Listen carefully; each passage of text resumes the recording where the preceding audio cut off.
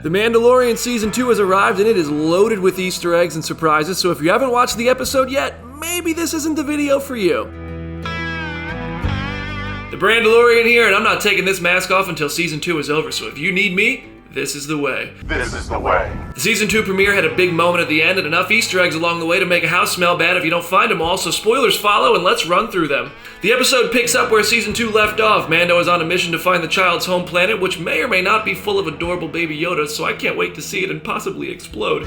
On their first new adventure, walking through a city shows off graffiti on the wall, which calls to see 3PO and some stormtroopers because, it's Star Wars. So there's also a rebel symbol and maybe Darth Vader's mask. For the sake of Easter eggs, let's just say it is. Mando heads into a cosmic fight club where a couple of Warcraft lookalikes, properly named Gamorreans, are having an axe fight. These cousins of Shrek first appeared in Return of the Jedi, so that's cool.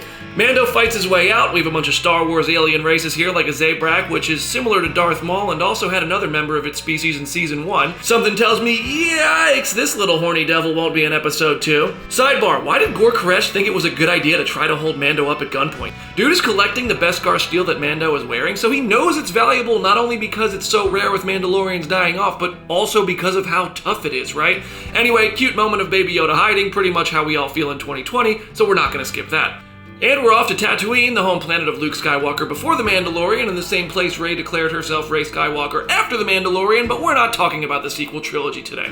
Boom! First big cameo from the Star Wars world, R5 shows up. Luke used to call R5 Red, and it's good to know he's been doing well since avoiding being sold. To think this little guy could have had all the adventures of fame of R2-D2 if he didn't just play dumb. On Tatooine, Mando and the baby ride into town encountering some womp rats, which will be mentioned several times throughout the episode, so we're mentioning them and showing them to you right now. Something else might look familiar as Timothy Oliphant's Marshall Cobb is wearing Boba Fett's armor. If Timothy Oliphant looks familiar, well, he's played a cowboy on like a million TV shows before, so now he's playing a space cowboy. At first glance, we're all sitting here thinking that the damage to Boba Fett's armor is a product of being digested after Boba Fett fell into that Sarlacc pit and was presumed dead. But he's definitely not dead, and we'll get to that in a bit. Ultimately, Cobb and Mando agree that if Mando can help take down that dang Alaskan bullworm that has been menacing Mas Pelgo, he'll hand over the Mandalorian armor. Mando brokers a deal with the Tusken Raiders to take down the Krayt Dragon, and it hurts my heart to see a bantha get devoured, but they go hard on Tatooine. When all is said and done, Mando gets Boba Fett's armor. Timothy Oliphant better come back because he was great in this episode, and we get some cute moments with Baby Yoda. By the way, the Tusken Raiders probably took Mando's deal because they knew they would find the pearl inside that Krayt Dragon. Those things are like winning the lottery in Star Wars lore, and also show you're tough enough to kill one of those bad boys. And holy f***ing Boba Fett is alive! What the f***?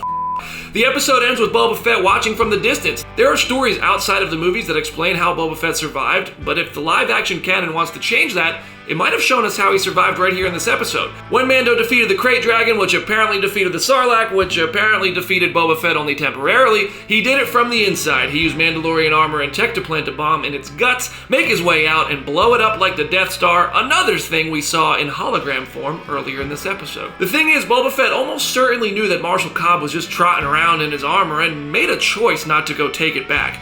Maybe the near-death experience changed him, or maybe he found a way out of the bounty hunting business. We've been trained to think he's a villain, but what if he's not? Our next trip to Tatooine and The Mandalorian Season 2 will probably explain that. If you enjoyed this breakdown of The Mandalorian Season 2 Episode 1, please hit me up on Instagram at BrandonDavisBD to talk more, and be sure to head over to Comicbook.com/Star Wars for more updates on BD. I'll see you there.